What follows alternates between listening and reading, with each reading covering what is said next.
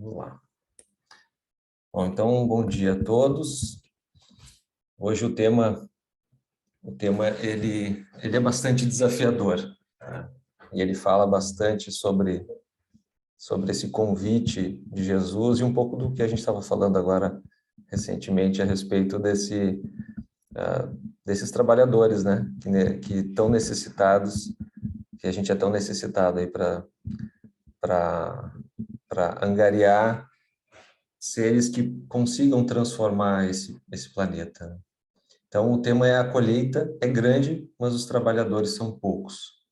E ele está no Evangelho de Mateus, ele é uma perícope, um trecho que está apenas no Evangelho de Mateus, no versículo 35, no capítulo 9, do versículo 35 ao 38. Então, antes de nós entrarmos, no texto, a gente vai fazer a nossa prece.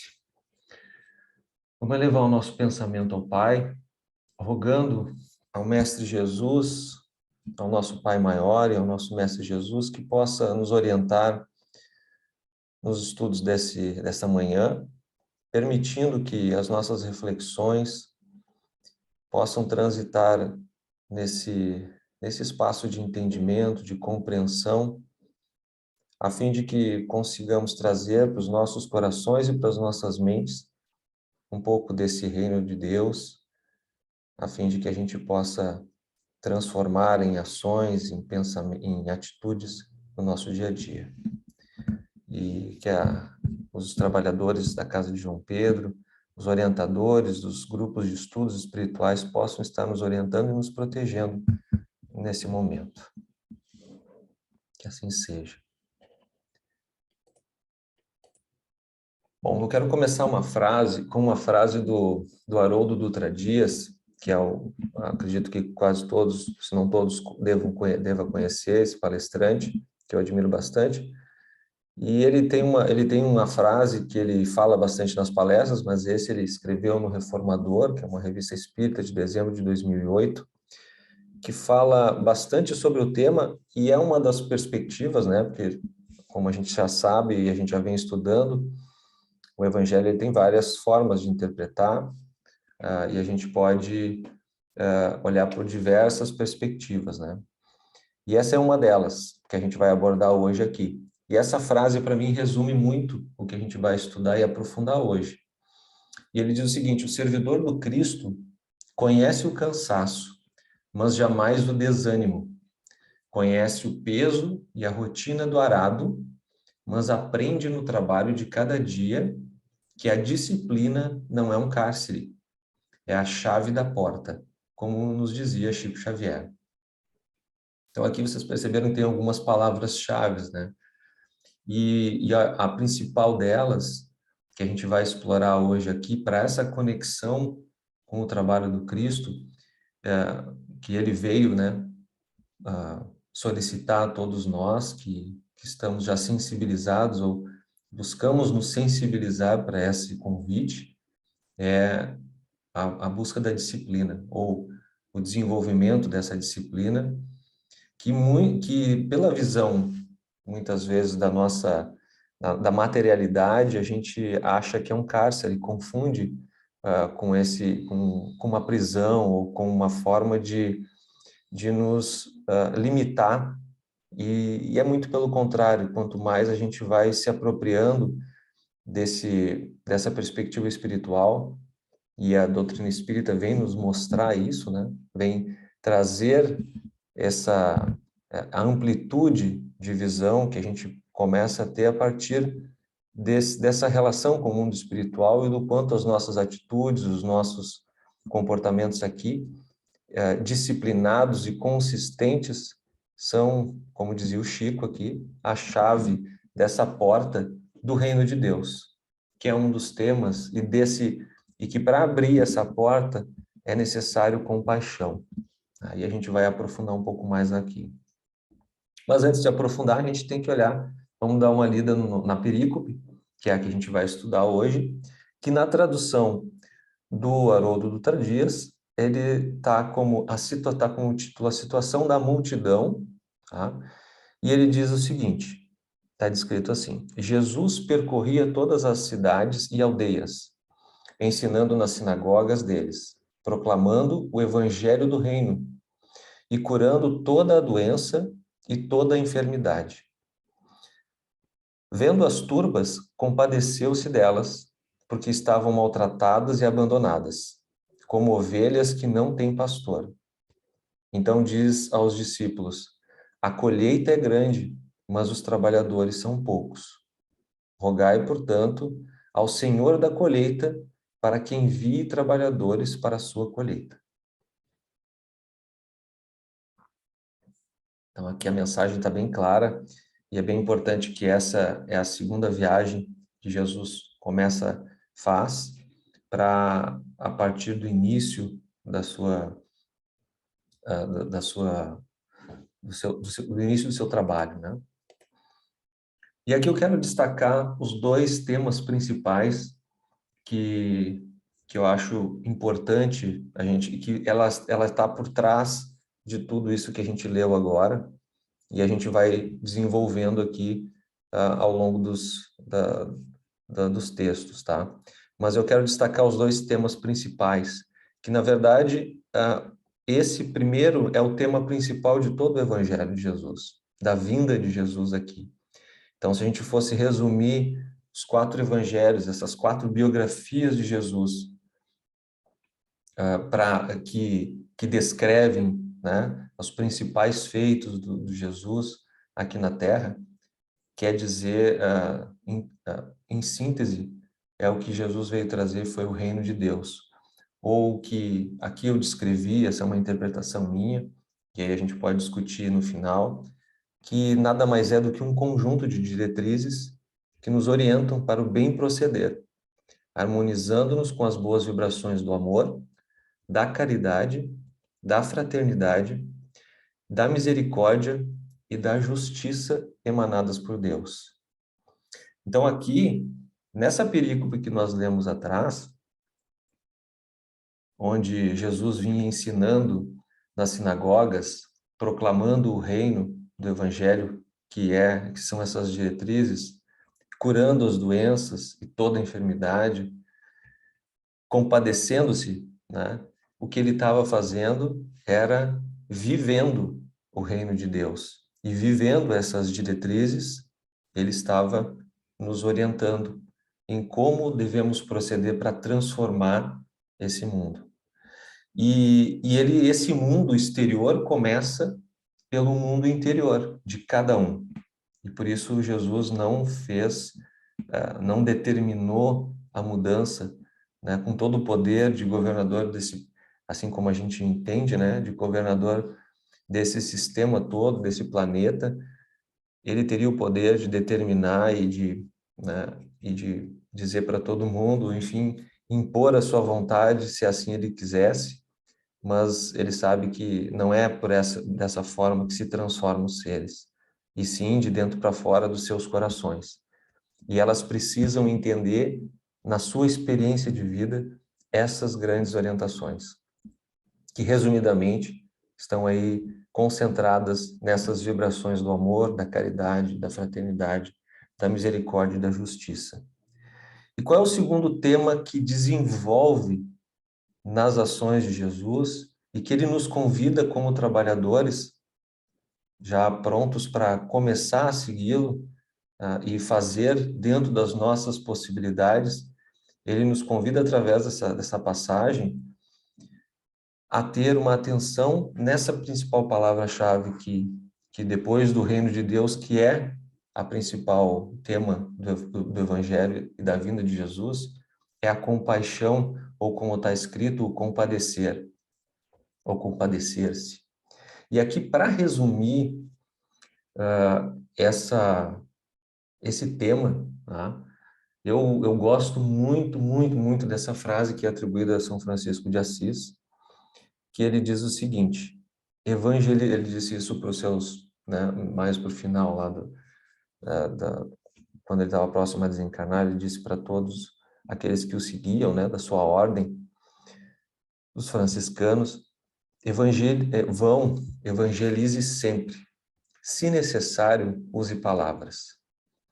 E aqui eu acho que fica muito claro essa frase, e a gente vai ver essa frase se desenvolvendo nas outras interpretações que a gente vai lendo, vai ler aqui, mas essa, para mim, né, é o ponto central da mensagem de Jesus, que querendo trazer o evangelho do reino de Deus, ou seja, trazer o reino de Deus, que são essas diretrizes, ele nos convida, assim como ele, a evangelizar, ou seja, viver, né? Vamos tirar dessa palavra todo o sincretismo católico ou religioso, né? Principalmente religioso que a gente estabeleceu nessa palavra. E eu quero focar muito nisso, porque o evangelizar, assim como a própria figura do Jesus e de muitos outros seres luminares que veio aqui para a Terra, a gente sincretizou demais, né, o significado desses seres e dessas palavras. Ou seja, ao ponto de que muitas pessoas chegam até a se afastar muito de quem fica falando em evangelização, fica falando em Jesus, né? Hoje falar em Jesus é algo meio complicado. Se tu fala em Jesus, ou tu tá vinculado a uma religião, e aí as pessoas já te deslocam, mas nunca a uma espiritualidade. E o que Jesus veio trazer, como está lá nos livros do André Luiz, nos orientadores do André Luiz, que sempre dizem, ele veio trazer a religião cósmica do amor universal, tá? Do amor da fraternidade. E ela vem por meio de ações. Jesus agia o tempo todo. E quando necessário, usava palavras, tá? E essa é uma das para trazer, e as parábolas, todas as parábolas, né, em que ele parava para descrever esse reino de Deus, ele descrevia com contextos de ação em que os personagens estavam sempre agindo em favor do próximo. Então, eu queria reservar essas duas palavras aqui, ou melhor, esses dois temas centrais, que, para mim, resumem e concretizam, né, para a nossa vida, como exemplo para nós, como a gente pode contribuir para com Deus, né, obviamente, com o Cristo, nessa caminhada onde ele busca trabalhadores para essa colheita, tá? E a gente vai explorar um pouco mais aqui.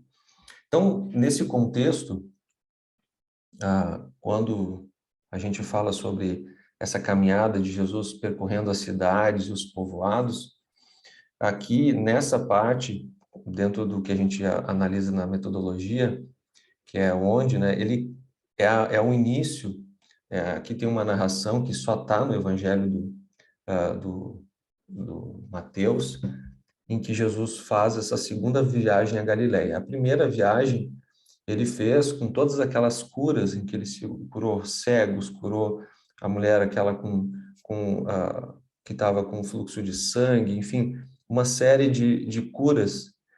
E aqui, na primeira viagem, ele é apresentado como objeto de admiração geral. Só que nessa segunda, ele já começou a provocar, porque ele disse que veio trazer o reino de Deus e que ele era, né, o representante de Deus aqui na Terra.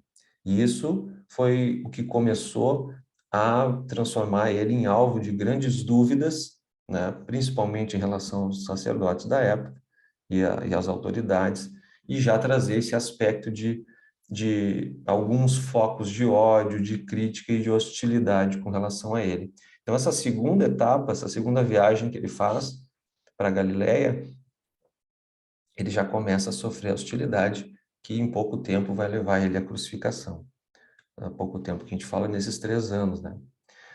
Os detalhes aqui encontrados nesse capítulo de Mateus, eles se resumem em versículos que definem esse ministério e que, na verdade, fazem essa introdução de palavras muito iguais aos da primeira, só que já começa a trazer esse aspecto que eu falei antes em relação às dúvidas que começaram a ser geradas, seja pelas palavras que ele dizia, né, de ser um representante de Deus, o filho único de Deus, no sentido de que ele era quem realmente vivia e vivenciava toda a lei do Pai, e principalmente as curas que ele fazia, como alguém que é mágico, né? Ou, enfim, que tinha uma capacidade extra-humana.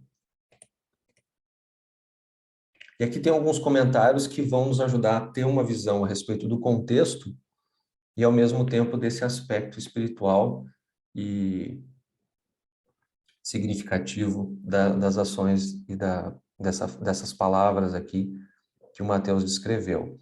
Então, pegando o trecho, só a linha 36, que ele diz, vendo ele, as multidões, compadeceu-se delas, porque andavam desgarradas e errantes, como ovelhas que não têm pastor. E aqui, puxando o tema central, compaixão, que eu falei, a gente olha para a palavra compadeceu-se. Então, esse vocábulo grego, ele é um verbo formado por do substantivo que significa intestinos, principalmente proveniente do hebraico. E isso, nos antigos, eles tinham um entendimento de que os intestinos eram a sede das emoções. E hoje a gente sabe, pela ciência, né, por pesquisas já muito aprofundadas, e comprovadas que 70% da serotonina produzida no nosso corpo é na região dos intestinos. Então, eles não estavam de todos errados, né? As emoções, não necessariamente as emoções, mas a química que transforma essas emoções do nosso cérebro, da nossa mente, do nosso espírito no corpo, ela está localizada nesse espaço. Então, por isso que essa palavra acabou sendo originada dali. Então, como substantivo, essa palavra é usada simbolicamente para indicar compaixão, amor, simpatia, afeição e misericórdia. Então, provavelmente, o Champlin diz que esse emprego da palavra se desenvolve pela observação geral de que as emoções determinam o estado físico e geral dos intestinos. Talvez a principal característica da vida terrena de Jesus tivesse sido a participação nos sofrimentos comuns da humanidade. Ele sentiu o problema do mal, aliviou os problemas alheios sem propósito de aumentar a popularidade. É errado procurarmos sempre razões doutrinárias por trás dos milagres, que é o que eu falo a respeito da religião empregada na figura de Jesus. Jesus curou principalmente movido por sua misericórdia, outra palavrinha que eu trouxe lá a respeito do reino de Deus, e lançou mão dessas curas para acentuar lições espirituais. Então ele usou palavras em alguns momentos, né? Mas principalmente ele agiu. E os seus milagres não eram feitos por querer ostentar-se. Então ele necessariamente veio trazer o reino de Deus através dessas curas, dessa ação de compaixão, movida por essa compaixão, igual como ele diz na própria parábola do bom samaritano, né? O bom samaritano foi movido de compaixão, ele compadeceu-se daquele que estava caído, né? E como um símbolo de humanidade, né, esse ser caído, assim como essas multidões, ou seja, todos nós que estamos aqui na Terra, e que ele compadeceu-se, né, somos esses seres caídos que precisam aí desse bom pastor para nos ajudar a nos transformar. E aqui um destaque que o Champlin faz desse versículo como um todo, a necessidade desses discípulos especiais, que ele chama, que são os trabalhadores, no texto do Mateus. Ele descreve assim, que o trabalho do ministério é como reunir um rebanho espalhado ou como colher o cereal. Os perdidos são trazidos de volta e os novos convertidos são adicionados. Parece ser que Jesus nos dá aqui um segundo quadro da humanidade. O primeiro é entristecedor, as multidões são como rebanhos devastados, mas esse quadro, o da colheita, é jubiloso. As multidões são como um campo de colheita, que aguarda o ceifador.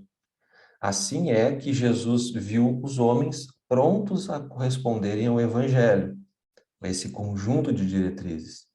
Se houver segadores, que é o equivalente a ceifadores, né, suficientes, isto é, homens de fala e de coração cristãos, movidos de compaixão, muitos dentre as multidões serão ganhos para Deus. conforme devem ser, pois os homens são o campo de Deus, feitos para ter vida com ele, já que ele é o Senhor da colheita. Sem segadores ou ceifadores, entretanto, a colheita poderá perder-se. Por isso é que Jesus ansiava por que mais homens viessem ajudá-lo. Sabia que tinha de delegar o trabalho. Nestes versículos, vemos o começo de um ministério consagrado, bem como de um ministério não ordenado. Que tipo de ministério? Homens que vejam a vida como campo de Deus. Homens que trabalhem cheios de esperança, porquanto a colheita é verdadeiramente abundante. Homens que vivam somente para seus semelhantes e para Deus, em amor que se olvida de si mesmo. Homens que trabalhem para recolher outros homens para o Senhor da colheita. Homens que realmente trabalhem, já que colher é um trabalho difícil e árduo. Aqui, como a gente já vem vendo nos outros estudos, as metáforas da colheita, as metáforas da agricultura eram muito comuns, né? Esses símbolos metafóricos eram tirados desse aspecto agrícola da vida deles. E Jesus se utiliza, mais uma vez, para mostrar que o Senhor da colheita, ou o Senhor da vinha, como eles chamam, novamente atribuindo a outro espaço agrícola de trabalho, que era muito comum, ele vem chamar a todos aqueles que querem e que já estão dispostos a buscar outros irmãos que estão nesse rebanho, nesse grande rebanho, ou nesse grande campo repleto de sementes, de grandes sementes, que precisam ser plantadas neste novo espaço, nesse novo planeta que está sendo construído e que ele será, ou reconstruído, né, por meio desses corações renovados. Seguindo aqui no versículo 36, ele ainda falando sobre esse compadecimento, mas principalmente sobre a parte dos que andavam desgarrados e errantes ou desmaiados, ele não se trata aqui da separação entre uma ou outra ovelha, né? No caso aqui, leia-se ovelha, os homens, a humanidade, os seres humanos, e sim no desespero no íntimo. Isso é uma parte muito importante, que hoje é um tema central também da nossa humanidade, né? A depressão depressão, estados de ansiedade, né? E essa busca incessante pela materialidade, ela traz, ela faz emergir esse desespero do íntimo, no íntimo, né? Que lá existia tanto quanto aqui, mas que hoje isso tomou uma proporção muito grande. A intenção do versículo é principalmente o de descrever a condição espiritual das multidões, conforme o indicado pelas palavras sem pastor. Na religião mais severa da face da terra, estavam famintas, espoliadas e desanimadas. Tinham líderes e autoridades sem número. É muito parecido com hoje, né? Mas não havia nenhum pastor, né? Que é como se intitulava um mestre. Haviam igrejas, sinagogas, quase sem número, mas não se podia encontrar a palavra de Deus, a salvação de Deus. O que seus líderes conseguiam era evitar que entrassem no reino de Deus, era o contrário, ao invés de ajudá-las a entrar nesse reino. Eis uma lição muito séria para todos os mestres e líderes religiosos. Então aqui eu acho muito bonita essa interpretação do Chambly, porque ele consegue aqui destacar justamente esse caráter não religioso do Jesus, quando veio realmente mostrar o reino de Deus como uma manifestação de valores, através das ações, e não de rituais ou de sincretismos ou de pensamentos religiosos ou filosoficamente religiosos. Então, isso é muito importante a gente entender quando a gente quer ser um trabalhador, e esse é o tema central aqui. No versículo 37, ele pega o texto, então disse aos discípulos, a colheita é grande. E aqui, mais uma vez, a metáfora agrícola, né, da colheita, ela é relativa à tomada da semeadura.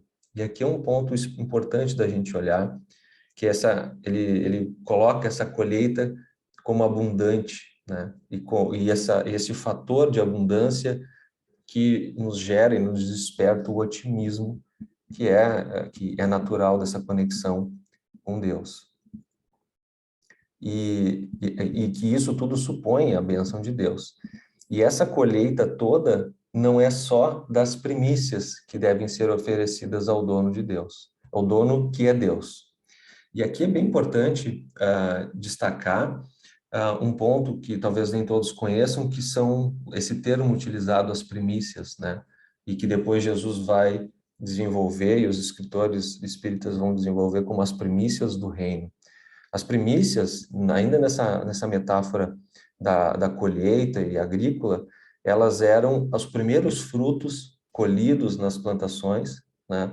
Nas colheitas anuais, ou quando eram iniciados os momentos das colheitas, eram os primeiros frutos, os melhores primeiros frutos que eram oferecidos, no caso aos sacerdotes, aos deuses, tanto da cultura grega quanto na cultura hebraica, judaica, e que Jesus vem ressignificar isso, mostrando que, isso está em Deuteronômio, mas vem mostrar que essas primícias, ou seja, essa colheita, ela deve ser para Deus.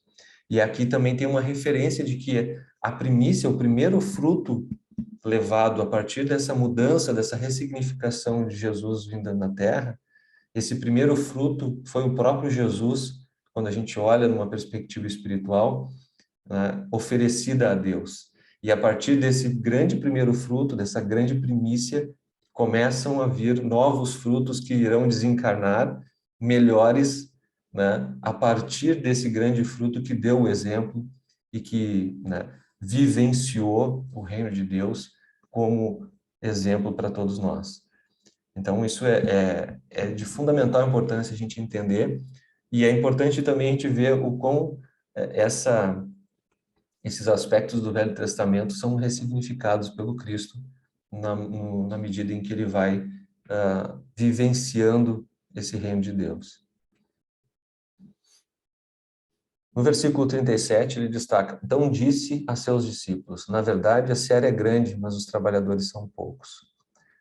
E o destaque está nos trabalhadores, nos poucos trabalhadores, né?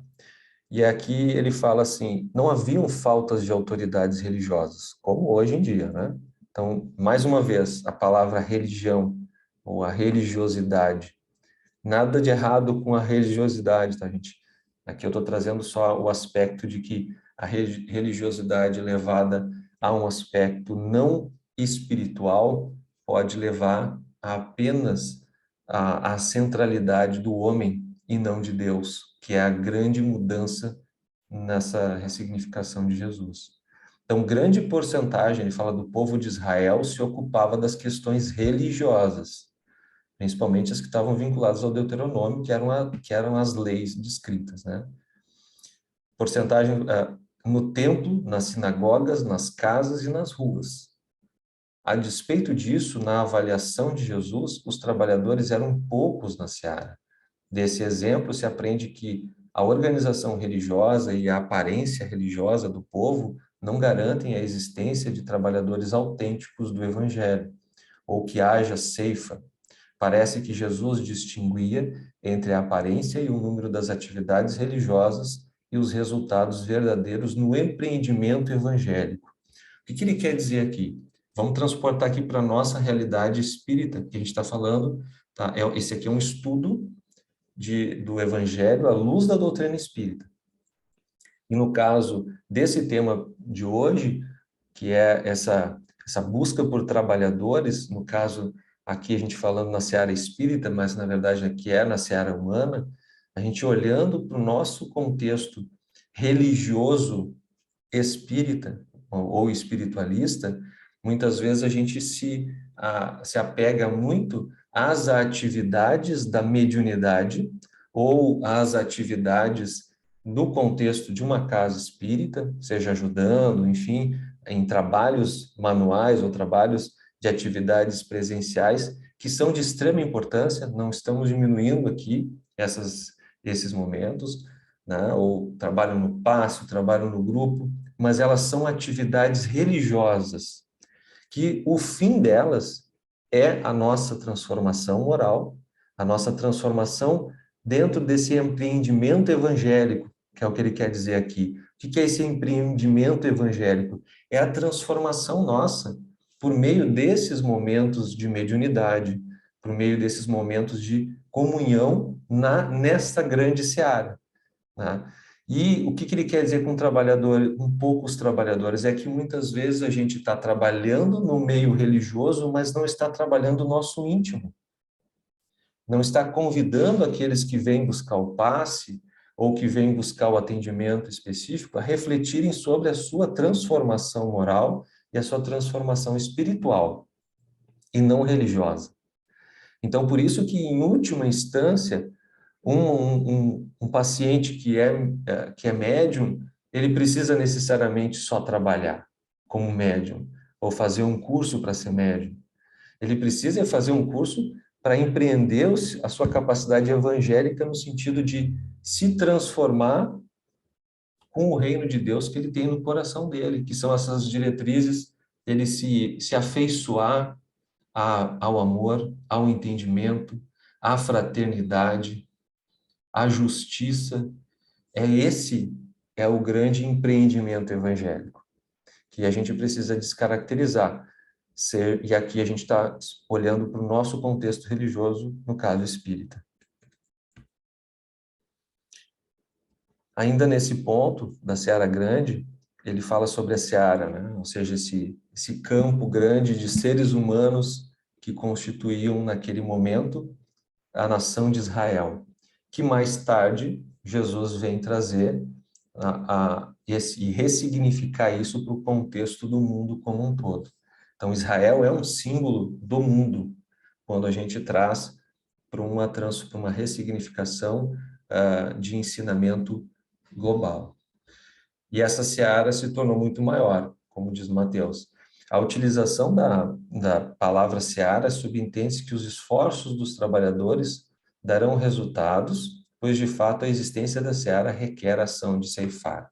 Então o mundo é o nosso espaço religioso, ou o nosso espaço espiritual, que a gente pode levar com a nossa religiosidade, mas acima de tudo tem que ser com a nossa espiritualidade, que é a nossa transformação acima dos limites ou dos limitadores que as religiões impõem, né? Que é isso, as grandes barreiras que Jesus veio quebrar. Então, a mensagem do Jesus, ou seja, a vivência do Evangelho, essa vivência do amor, da fraternidade, né? Requer ação. Tá? Se necessário, usamos palavras, voltando àquele tema central. Então, a figura aqui dada por Jesus sobre a seara é expandida mais tarde por ele mesmo nas palavras encontradas no capítulo 13, que é a do semeador e a do joio. Esse simbolismo também se acha na parte do Apocalipse, e Jesus, no capítulo 14, do versículo 14 ao 19, e Jesus proferiu palavras idênticas ao contemplar a necessidade espiritual dos samaritanos, lá em João 4, 31 a 39. Na literatura judaica, há referências comuns aos rabinos e líderes religiosos, como se fossem ceifadores. Provavelmente Jesus usou uma ilustração que já era bem conhecida pelos discípulos, como a gente já vem estudando aqui. A palavra seara implica em suscetibilidade espiritual ao trabalho dos ceifeiros. Novamente, eu destaco aqui a suscetibilidade espiritual dos trabalhadores ao trabalho dos ceifeiros. Então, isso independe da religiosidade. Isso é no evangélico, no católico, no islâmico, no umbandista, em todas as crenças religiosas, nós temos a suscetibilidade espiritual, ou seja, esse empreendimento evangélico, ou seja, essa aproximação com esses grandes valores que é o amor, a fraternidade, a justiça, o entendimento, a compreensão, que transcende qualquer limite que a gente impõe do ponto de vista humano. E aqui, para finalizar, eu trouxe um comentário do Emmanuel, né? Um dos diversos comentários que o Emmanuel faz em todo o Evangelho, em específico dessa frase que está numa parte no versículo 37. E ele intitula esse comentário dele como Pensamento Espírita, tá? Está no capítulo 86 do livro da Esperança, e ele fala sobre essa frase: a seara é realmente grande, mas poucos os ceifeiros. No caso, os trabalhadores. No nosso caso, mais especificamente, os trabalhadores que se orientam pela doutrina espírita, mas, acima de tudo, sobre essa espiritualidade maior que Jesus veio nos trazer, como grande mestre e mentor. E aí ele começa dizendo assim: se te propões colaborar no apostolado libertador do Espiritismo, auxilia o pensamento espírita a transitar, dando-lhe passagem através de ti mesmo. Ele já começa aqui falando, para mim, já com aquele resumo do próprio Evangelho, do próprio texto do Francisco, né? Que ele falando sobre esse aspecto de fazer muito mais do que necessariamente usar palavras, mas quando necessário usar as palavras. Então, através de ti mesmo quer dizer isso. Se necessário, usa palavras. Prevalece-te dos títulos honrosos que o mundo te reservou, agindo conforme as sugestões que o pensamento espírita te oferece, demonstrando que a ilustração acadêmica ou o mandato de autoridade são instrumentos para benefício de todos e não recurso ao levantamento de qualquer aristocracia da opressão pela inteligência. O que o Emmanuel quer dizer aqui? Que o que importa é o que a gente faz com aquilo que a gente é ou está naquele momento, está vivenciando, né? Seja como líder de alguma equipe dentro de uma empresa, ou mesmo um líder dentro de um espaço religioso, como a gente está trabalhando aqui, esse contexto da espiritualidade, seja como médium, seja como for. Qual o título tu tiveres, não te prenda neles, não te perca neles, nesse título, ou nesse aspecto transitório da tua personalidade, mas sim transcende a ela, ajudando a todos com esta possibilidade em que tu está com o encargo, tá? Ou seja, tem uma responsabilidade por trás. Despende as possibilidades materiais centralizadas em tuas mãos, criando trabalho respeitável e estendendo a beneficência confortadora e reconstrutiva. Ou seja, atende à fome, mas também atende à possibilidade desse ser se reconstruir e buscar saciar a própria fome. E aqui a gente está indo muito além do material, tá? Principalmente essa visão espiritual da fome pelo entendimento, pelo amor e pela fraternidade.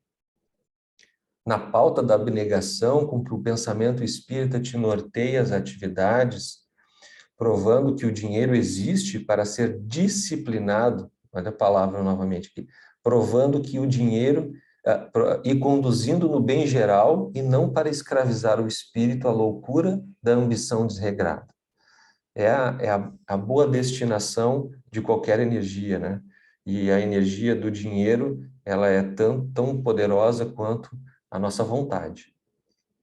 Usa a independência digna que o pensamento espírita te dá, por intermédio do dever retamente cumprido, patenteando à frente dos outros que é possível pensar livremente, com o jugo dos preconceitos, embora respeitando a condição dos semelhantes que ainda precisam desses mesmos preconceitos para viver.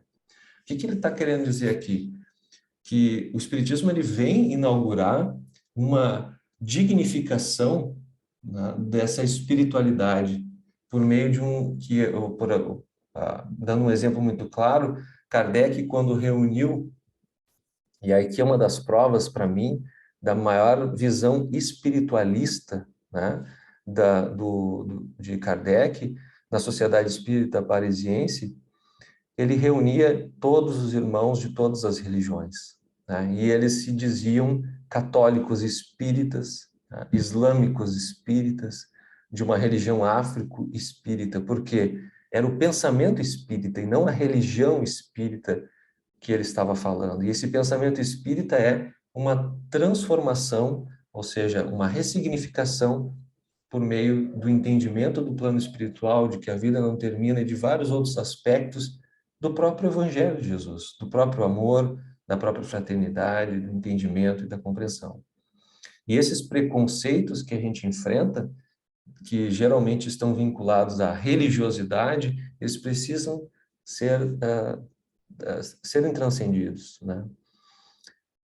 Mobiliza a influência de que te dispões na sociedade ou na família para edificar o conhecimento e garantir a consolação segundo a tolerância que o pensamento espírita te inspira, denotando que diante da providência divina, todos somos irmãos, com esperanças e dores, lutas e aspirações, imperfeições e faltas, igualmente irmãs uma das outras.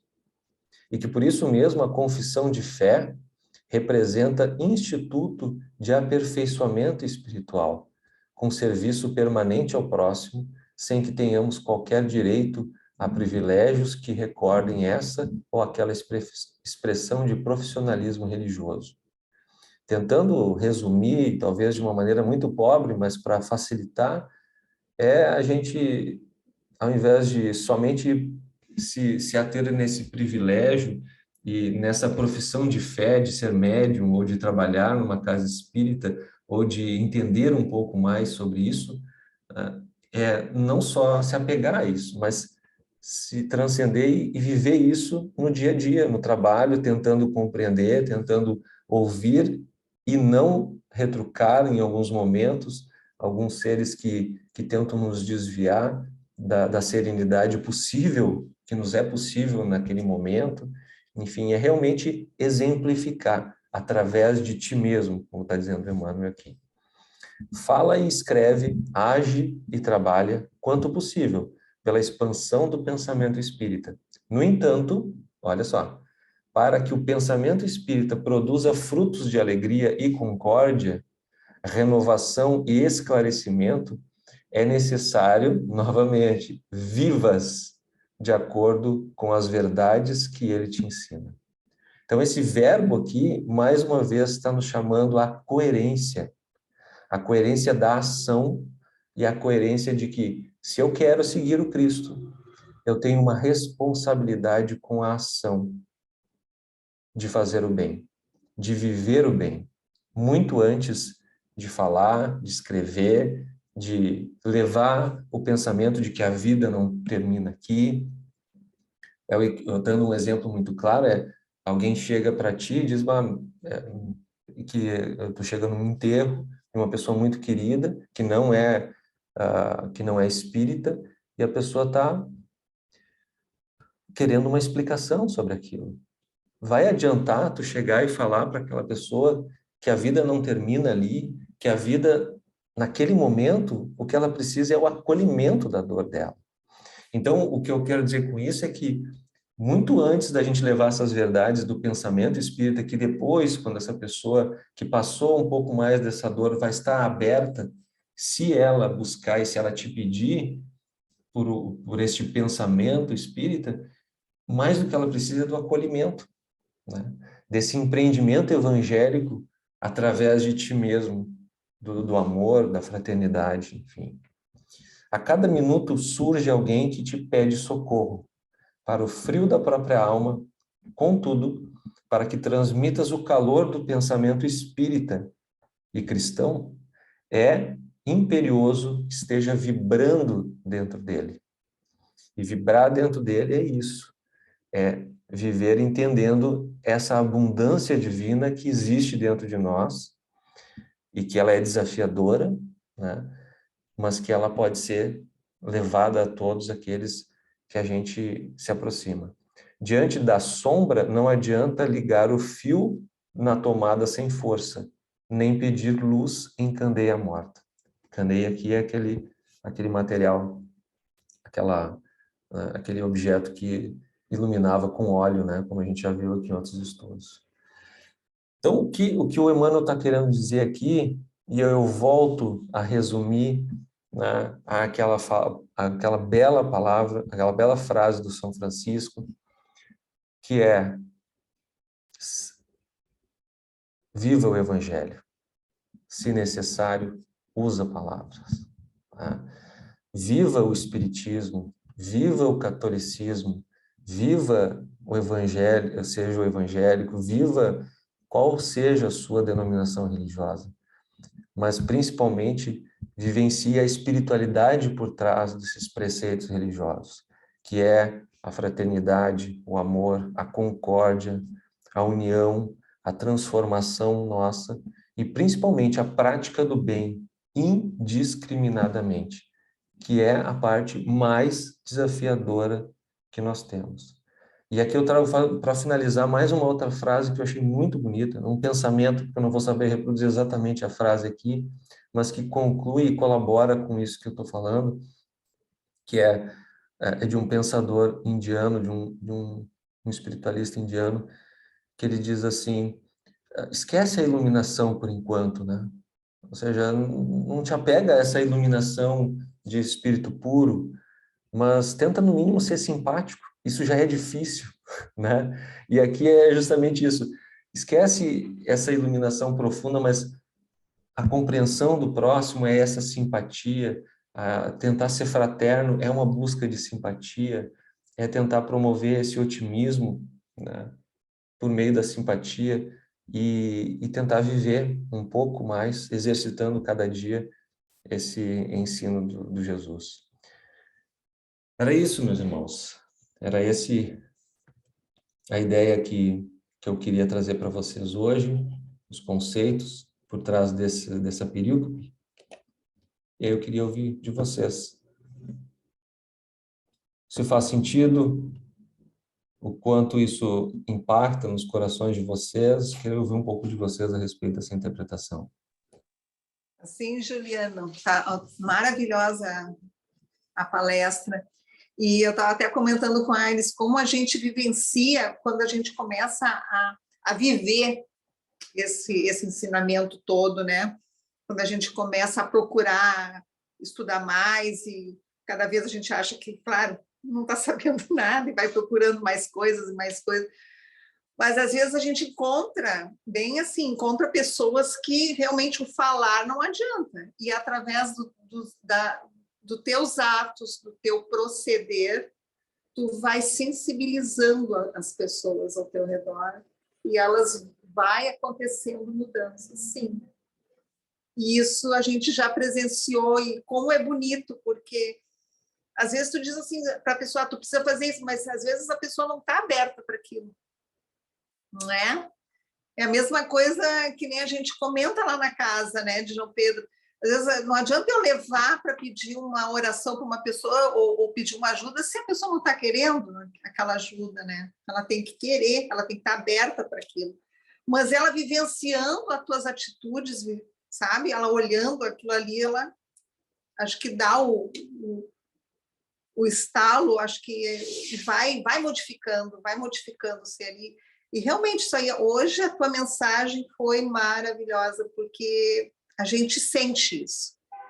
E cada vez que a gente...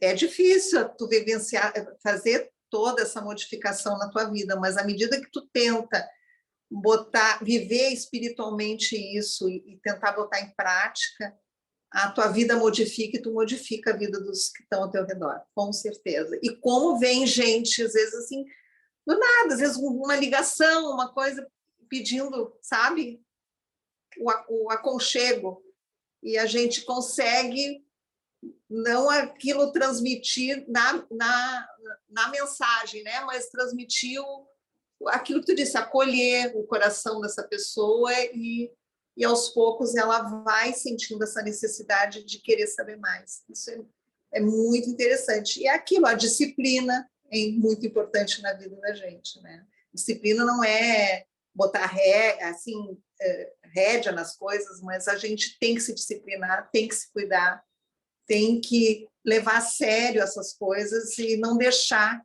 que nem outras energias tomem conta das nossas ações, né? Acho que é isso aí, foi maravilhoso. Olha, muito obrigada mesmo. Sempre gratidão a todos esses encontros que a gente fica ansiosos esperando esse momento. Muito bom, muito obrigada. Bela reflexão. E aqui, enquanto tu falava, eu me lembrava sobre esse aspecto de não do próprio Jesus, quando ele falava, né? E como eu trouxe lá no início, diretrizes e não determinações, né? Que é todo o reino de Deus. Ele sempre diz assim, bem-aventurados os, e aí pobres de espírito, e assim por diante. Então ele dizia assim, olha, se tu seguir isso, tu vai ser um bem-aventurado, tu vai te transformar. Mas porque os corações já estavam abertos para isso, né? Mas muitas vezes este bem-aventurado, essa palavra, é justamente um ouvido que escuta, apenas. Uma presença que está ali, mas está ali inteira, né? Recebendo e não querendo impor uma verdade, muito mais do que qualquer outra coisa, né? Bem assim mesmo, a gente tem que estar conectado. Quando tu consegue te abrir, né? As coisas começam a fluir, e eu acho que isso aí, tu dá um entendimento, tu vai, né, abrangendo, iluminando ao teu redor as coisas e vai beneficiando outras pessoas que vão vendo. É bem contagiante. Sim, é assim.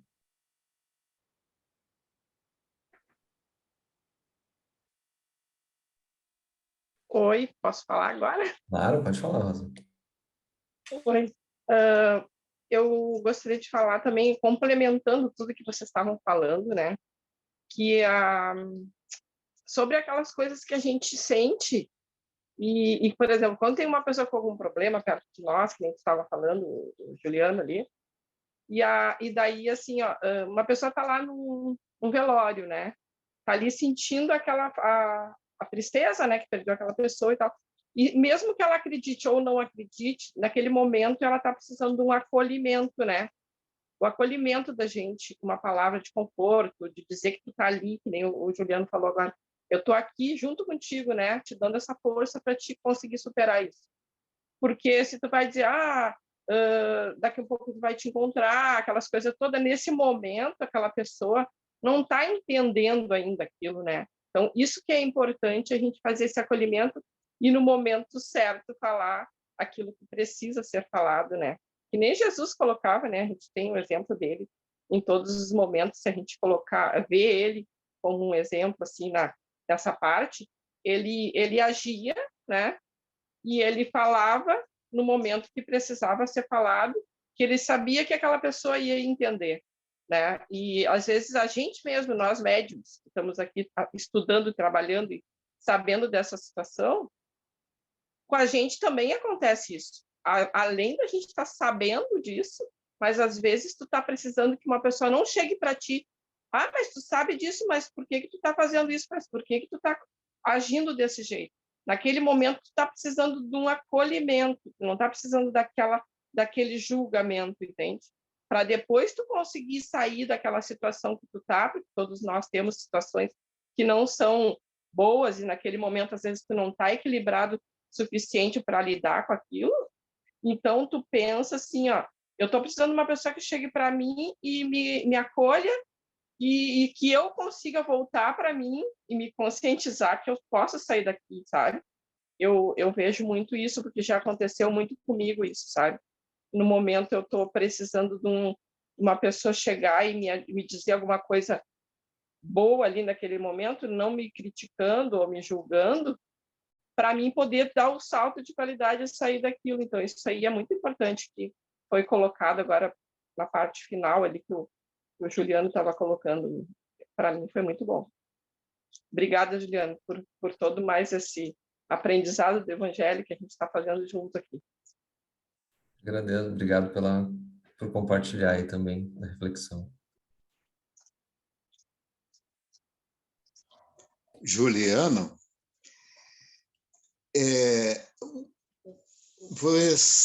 tu vem complementar o ensinamento anterior, Rogério, e agora eu quero fazer uma analogia assim, colocar como um ferreiro.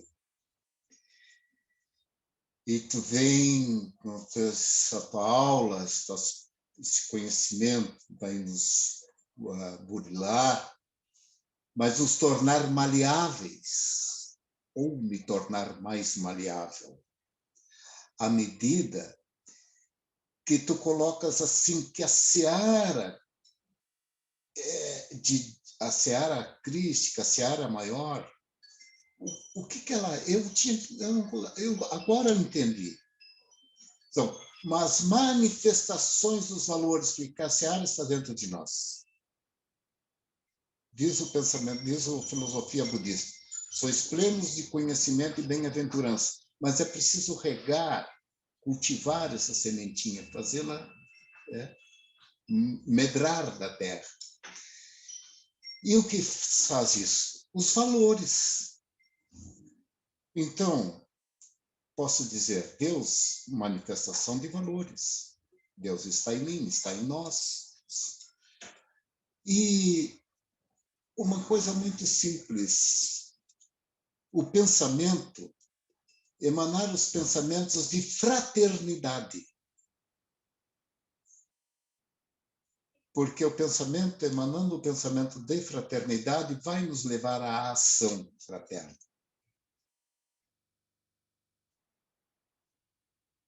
E vai aplacar muitas das minhas próprias ilusões,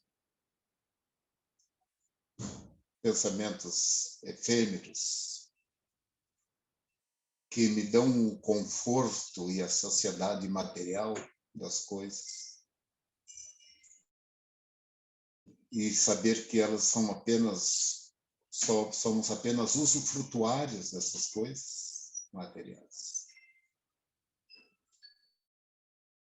A ciência está no autoburilamento.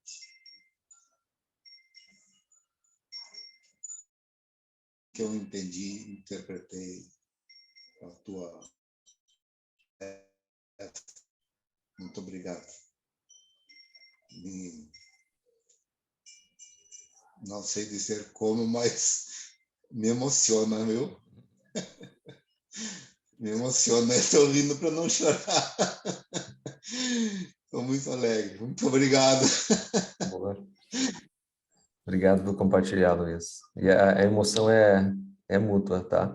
E eu acho que tu tocou num ponto, acho que essa palavra fraternidade, ela é tão importante quanto qualquer uma outra, porque ela carreia o resto, né? Muitas vezes a gente acha que já precisa sair amando, né? Eu tenho que amar, igual Jesus, mas o que carrega o amor é o entendimento dessa fraternidade. Para tu chegar nesse o amor, é tu olhar o outro, mesmo aquele criminoso, e conseguir ser fraterno com ele, sabendo que tem um momento, ele tem um momento dele naquele espaço-tempo, por essa perspectiva espírita, né? Assim como nós, que somos criminosos do passado também, carregamos os nossos crimes, né? E por isso ainda mais precisamos ser fraternos e compreensivos, porque o trabalho é grande e a seara é maior ainda. Oi. Oi, Tudo Vitor. bom? Tudo Tudo bem? bom. Olha, ele falou ali, eu acho que chorar é bom, a gente tem que chorar mesmo. Eu sou campeão de chorar. Eu choro mesmo, se tiver que chorar, eu choro. De emoção, de tristeza, não tem. Chorar é bom, faz bem para nós. Não vai nos causar problema nenhum. Mas eu continuo assim, aprendendo cada vez mais. Todas as coisas, assim, parece que vai entrando aqueles ensinamentos para mim, assim. E eu acho que a gente tem que se preparar bem, assim, estudar para ajudar as outras pessoas também, né? Não ficar com aquilo só para nós, assim, né? Transmitir o bem para as pessoas. E eu acho que essa coisa da gente bater sempre na mesma tecla funciona, porque funcionou comigo isso, né? De tu tá perdido e uma pessoa aqui, que está do meu lado aqui, a dona Rosa, sempre batendo na mesma tecla comigo, até que eu fui indo, e me achei e me encontrei de novo, né? Que eu era uma pessoa que eu estava bem, fiz tudo que eu fiz, né? De abandonar tudo, e fiquei perdido. Tu fica perdido mesmo, né? Abandonei a sociedade que eu trabalhava, abandonei, e tu te perde mesmo. Não tem, eu acho que com qualquer pessoa assim, depois que tu começar a fazer essa coisa, trabalhar, que é mais para ti, para te ajudar, né? E tu transmite essas coisas boas para as pessoas, tendo transmitir. Eu acho que quando tu para de fazer isso, a gente fica muito aberto, assim, eu acho, né? E tudo te pega, né? Tudo me pegava e eu sempre aquela coisa, aquele baixo astral, aquela coisa. E a dona Rosa sempre batendo na mesma tecla. Não foi um dia nem dois, foi anos, né? Foi anos, não foi da noite para o dia, né? Só de casado nós temos 43 anos já, né? Então não foi da noite para o dia, e ela é uma pessoa muito insistente, por isso que eu digo que ela é meu anjo encarnado, né? Que está sempre do meu lado me ajudando, além desse que está do meu lado aqui também. Então eu sou muito privilegiado nessa encarnação que eu tive dessa vez, assim, eu tenho muita ajuda, né? Então, e eu acho que a gente tem que começar a sentir isso aí, ter aquele amor dentro da gente, que é para poder largar isso para as pessoas, né? Poder passar para as pessoas, poder ensinar as pessoas, porque tu vai tentando. Quem tem que querer é tu, né? Tu que tem que aceitar aquilo ali, né? Para te mudar. Mas eu acho que aquela outra pessoa que está do teu lado batendo sempre, todos os dias, um pouquinho, tu muda. Se tu quer, tu muda. Foi o que aconteceu comigo, né? Então eu estou aí muito feliz, estou aprendendo. Cada dia que tem essas coisas, eu aprendo aqui, ó, quando tem o curso dela aí dos médios, eu fico coringando do lado, dando a escutadinha, que não posso falar nada por enquanto, né? Mas vai ter o dia que eu vou poder. Mas está tudo muito bom, muito legal, muito bacana. Muito obrigado por tudo de novo. Bom dia para vocês todos aí. Muito obrigado. Obrigado, Vitor. Obrigado por compartilhar também na tua reflexão. Isso é muito importante. Essa troca é fundamental. E saber que os outros estão sentindo um pouco da nossa presença positiva, isso já é vivenciar o Evangelho, né? Isso é muito bom. Alguém mais quer compartilhar da visão? Paulo, Cris, Araceli. Hoje nós estamos em 8 aqui. São Paulo. Vamos escrever. Obrigado, Paulo. Então tá, gente. Eu acho que se ninguém mais quer falar, eu acho que a gente pode encerrar por aqui. Eu acho que, mais uma vez, eu quero agradecer vocês por esse espaço no coração de vocês, principalmente, no coração e na mente, porque isso é de um valor incrível, né? A gente conseguir reservação 1h30 no dia, nos nossos corações, nas nossas mentes, para que a gente possa se nutrir desse alimento, desse pão da vida, né? Que é o Mestre Jesus, que é os ensinos dele, é o que nos faz realmente ser melhores e poder ser melhor nas outras 23 horas e 30 minutos do resto do dia. Seja dormindo ou acordado, né? Em espírito ou em matéria. Então, mais uma vez, muito obrigado a vocês por me acolherem aqui e por fazer com que a gente possa sempre estar junto nessa busca aí de espiritualidade acima de tudo. Tá? Um beijo no coração de vocês e até o próximo encontro. Obrigada, Juliana. Bom dia, bom final de semana. Obrigado, irmãos. Obrigado. Tudo de bom para todos. Obrigada. Bom dia, obrigado. Fiquem com Deus. Gratidão. Tchau, Ju. Tchau, pra você. tchau.